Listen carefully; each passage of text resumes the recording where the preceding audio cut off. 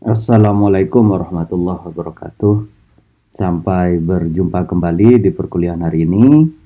Perkuliahan tentang mata kuliah ilmu negara yang pada saat hari ini kita akan mempelajari tentang teori demokrasi.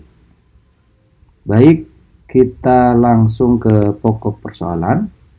Jadi kita sebelum mempelajari apa itu tentang konsep demokrasi, kita juga harus mengetahui mengenai pengertian demokrasi. Pengertian demokrasi secara sederhana, baik secara etimologi, itu berasal dari bahasa Yunani yang berarti demos atau artinya adalah rakyat, dan kratos yang berarti adalah kekuasaan atau yang berkuasa. Sehingga dari etimologi tadi dapat kita simpulkan bahwa demokrasi artinya adalah pemerintahan oleh rakyat, di mana kekuasaan tertinggi dalam konsep teori demokrasi ini berada di tangan rakyat dan dijalankan langsung oleh wakil-wakil mereka yang kemudian mereka pilih yang akan menduduki atau mewakili mereka dalam pemerintahan. Kemudian juga demokrasi merupakan sistem yang dianggap paling baik dalam sistem politik dan ketatanegaraan, sehingga demokrasi itu juga dikatakan merupakan pilihan terbaik dari berbagai pilihan yang ada, baik pilihan-pilihan sistem otokrasi, monokrasi, dan sistem-sistem lainnya yang sudah pernah ada di dunia. Kemudian banyak para ahli, para tokoh yang kemudian mengartikan tentang itu apa pengertian dari demokrasi. Silahkan nanti bisa dibaca sendiri ya, seperti yang disampaikan oleh W.A. Bonger. Demokrasi adalah bentuk pemerintahan yang sebagian besar anggotanya turut mengambil bagian, baik langsung maupun tidak langsung. Jadi Bonger lebih kepada bentuk dari demokrasi, yaitu pemerintahan yang sebagian besar anggota masyarakatnya dapat turut andil, baik langsung maupun tidak langsung dalam pemerintahan. Kemudian Kranenburg itu memberikan definisi tentang demokrasi adalah cara memerintah oleh rakyat yang dilakukan oleh segolongan kecil yang berhak untuk mengambil dan melakukan segala kekuasaan di atas segenap rakyat. Jadi berbeda dengan Bonger, Kranenburg itu menekankan kepada caranya, cara bagaimana kemudian pemerintahan dijalankan. Tapi kalau Bonger itu lebih menekankan kepada bentuk pemerintahan yang dijalankan. Kemudian yang ketiga, pengertian demokrasi menurut Maurice Daverger itu dia mengartikan bahwa semua orang atau rakyat berhak sama untuk memerintah dan juga untuk diperintah. Jadi Maurice Daverger ini menekankan kepada kesamaan setiap rakyat untuk dapat ikut serta atau ikut andil dalam pemerintahan. Kemudian yang cukup fenomenal itu yang sering kita dengar di lapangan, itu seperti yang disampaikan oleh Abraham Lincoln, yang dia menyatakan bahwa suatu sistem pemerintahan yang diselenggarakan dari rakyat, oleh rakyat, dan untuk rakyat. Jadi dia pernyataan Abraham Lincoln ini sangat fenomenal dan sangat dikenal dan sering kita dengar baik di media maupun di lingkungan keseharian kita, yaitu demokrasi pada intinya adalah pemerintahan yang diselenggarakan dari rakyat, oleh rakyat, dan untuk rakyat. Kemudian yang kelima juga C.F. Strong. C.F. Strong juga memberikan pemahaman kepada kita tentang pengertian demokrasi.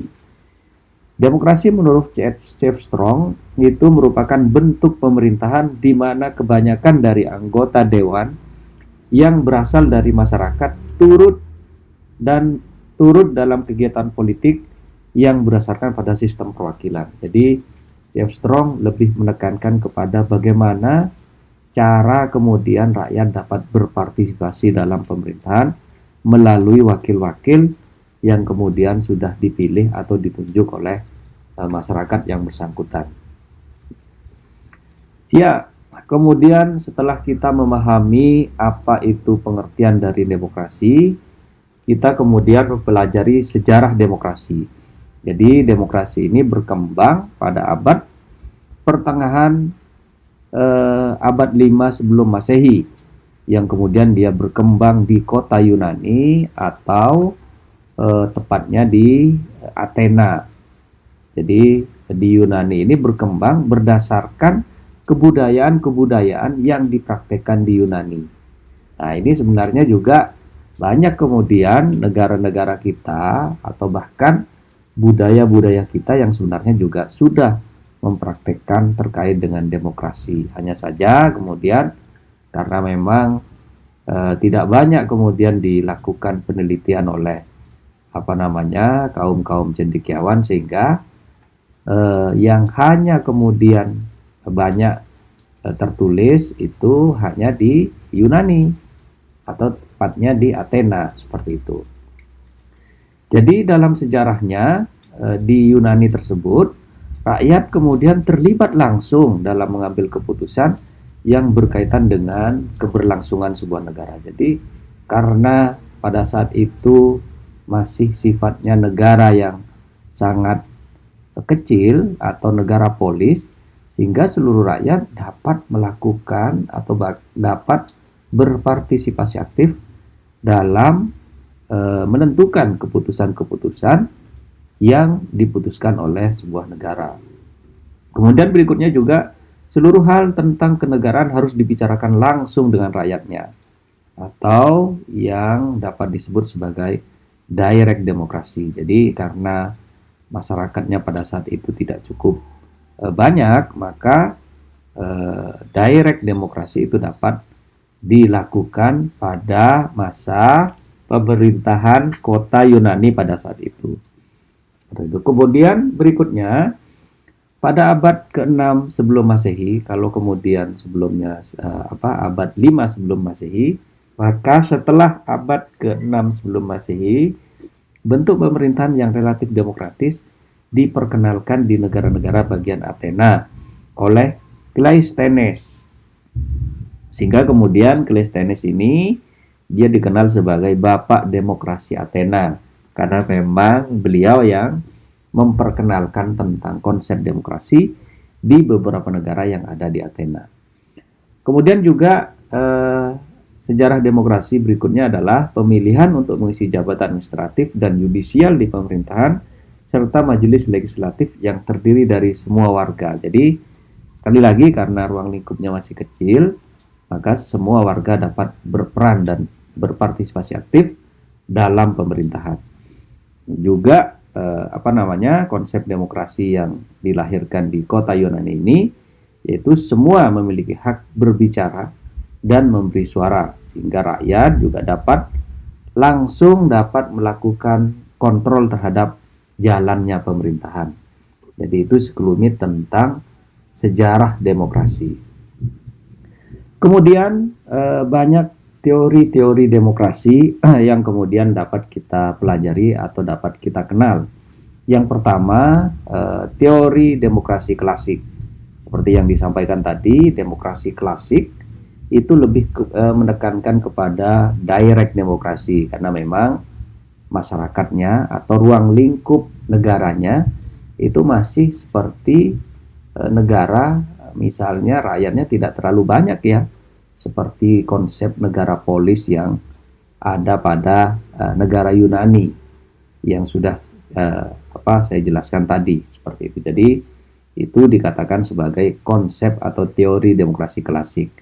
Kemudian yang kedua itu dikatakan sebagai teori demokrasi prosedural. Nah, karena kemudian masyarakatnya sudah lebih banyak dari konsep negara polis, maka kemudian semuanya itu diharapkan tertulis melalui sebuah peraturan perundang-undangan, sehingga dia disebut sebagai demokrasi prosedural. Jadi prosedur-prosedur, aturan-aturan yang berkaitan dengan sistem ketatanegaraan atau kenegaraan itu diatur dalam sebuah peraturan. Kemudian yang ketiga itu dikenal sebagai teori demokratis substantif. Teori demokratis substantif ini menekankan pada substansi. Jadi tidak hanya prosedur, tidak hanya melalui pengaturan-pengaturan yang ada dalam peraturan perundang-undangan, tapi lebih menekankan pada substansi penyelenggaraan pemerintahan. Jadi meskipun misalnya tidak diatur dalam sebuah peraturan, dia dianggap tetap berlaku dan substansinya dapat kemudian diselenggarakan atau dapat diterima oleh masyarakat yang kemudian hidup dalam ruang lingkup sebuah negara, seperti itu. Kemudian yang terakhir adalah demokrasi sosial. Nah, demokrasi sosial ini menekankan kepada adanya aspirasi publik terhadap penyelenggaraan dalam konsep atau dalam sistem negara yang menganut teori demokrasi.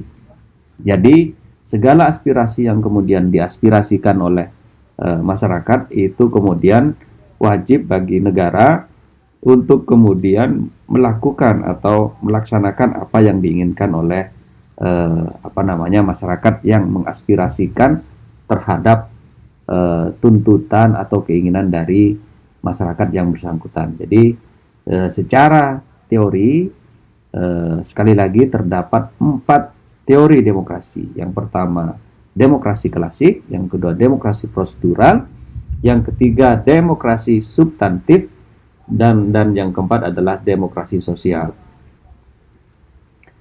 Nah, kemudian apa kemudian yang berkaitan dengan ciri-ciri demokrasi? Ciri-ciri demokrasi setidaknya sebuah negara dapat dikatakan sebagai negara yang menggunakan konsep demokrasi. Itu setidaknya terdapat 5 hal. Yang pertama, dia memiliki perwakilan rakyat. Jadi penyelenggaraan sistem ketatanegaranya itu melalui lembaga perwakilan rakyat. Kemudian yang kedua, keputusan berlandaskan aspirasi dan kepentingan warga. Jadi segala hal yang akan diputuskan oleh sebuah negara itu berlandaskan kepada aspirasi dan kepentingan warga negara yang diaspirasikan melalui perwakilan rakyat tadi.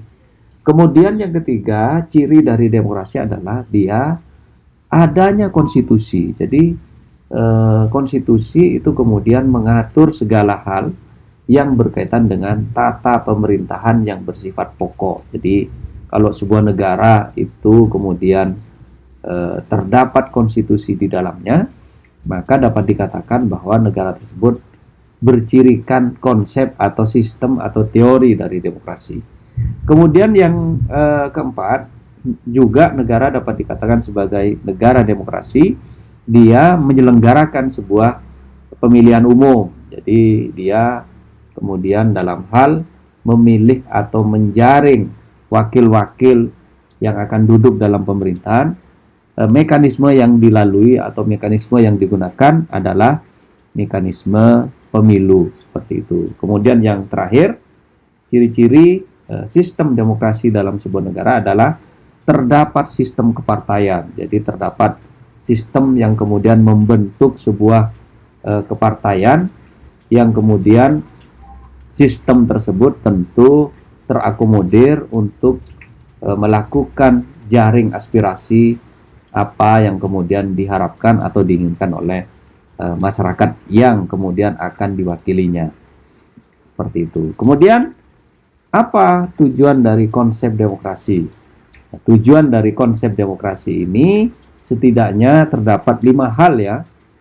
Yang pertama, tujuannya adalah kemudian yang berkaitan dengan kebebasan berpendapat. Jadi kebebasan berpendapat ini kemudian harus dibangun, harus kemudian dilindungi dalam konsep negara yang menggunakan konsep demokrasi. Kemudian yang kedua, tujuan dari demokrasi yang kedua adalah menciptakan keamanan dan ketertiban. Jadi ini merupakan tugas mulia dari konsep negara yang menggunakan sistem demokrasi, yaitu dia menginginkan sebuah keamanan dan ketertiban. Kemudian yang ketiga, mendorong masyarakat aktif dalam pemerintahan. Jadi tidak ada kemudian pembagian-pembagian atau pengkotak-kotakan atau pembedaan-pembedaan terhadap masyarakat tertentu misalnya untuk kemudian tidak berperan aktif dalam pemerintahan. Jadi semua masyarakat itu memiliki kesamaan untuk ikut serta dalam pemerintahan. Itu bagian dari tujuan dari demokrasi. Kemudian yang keempat, tentunya tujuan dari demokrasi yaitu untuk membatasi kekuasaan pemerintahan. Jadi untuk kemudian agar sebuah pemerintahan tidak bersifat totaliter, maka perlu dibatasi baik periodisasinya maupun terkait dengan berapa lama kemudian terhadap yang bersangkutan dapat menduduki sebuah jabatan tersebut. Misalnya kalau presiden misalnya dibatasi dalam jangka waktu 2 periode seperti itu.